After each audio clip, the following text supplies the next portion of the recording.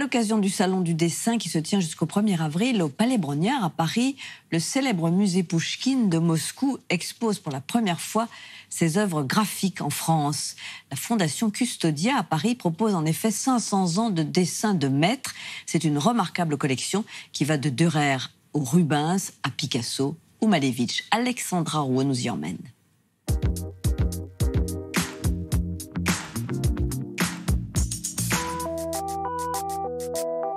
C'est probablement la première expression par laquelle nous passons avant même de savoir écrire, le dessin. Mais c'est aussi un art à part entière que les plus grands maîtres exécutent avant par exemple de réaliser un tableau. Dans le cadre du Salon du dessin, la Fondation Custodia nous propose 200 œuvres retraçant l'histoire de l'art européen et russe. De Friedrich à Van Gogh, en passant par Fragonard, Picasso ou encore Kandinsky.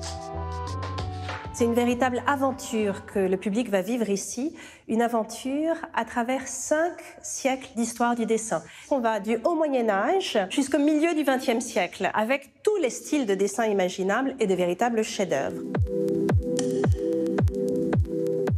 On a découvert des Rubens, des David Friedrich que je ne connaissais pas du tout, des Greuze qui sont absolument magnifiques et un Boucher qui est superbe de l'autre côté. Vraiment, je trouve cette exposition formidable.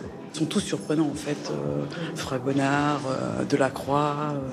Voilà, c'est surtout la richesse de tout ce travail préparatoire en fait. On apprend beaucoup. Tous les tableaux anciens n'existent que par les dessins qui ont été préparatoires. Et de temps en temps, il y a 10, 15 dessins avant de faire un tableau.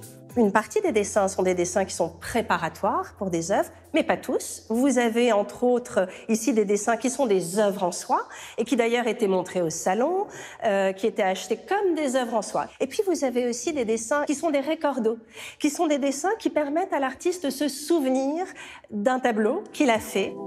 On a l'impression que c'est peut-être un peu mineur, alors qu'en fait, il y a certaines œuvres qui existent en tant que telles. Et donc, ça touche plus que ce que je pensais, c'est vrai. Le Van Gogh, là-bas, par exemple, je suis très impressionné, c'est touchant, c'est puissant. C'est un travail, je dirais, très spontané et qui est fait, je dirais, sur le vif. Et c'est ça qui est intéressant et qui est passionnant à regarder. Ça démontre une sacrée maîtrise du dessin.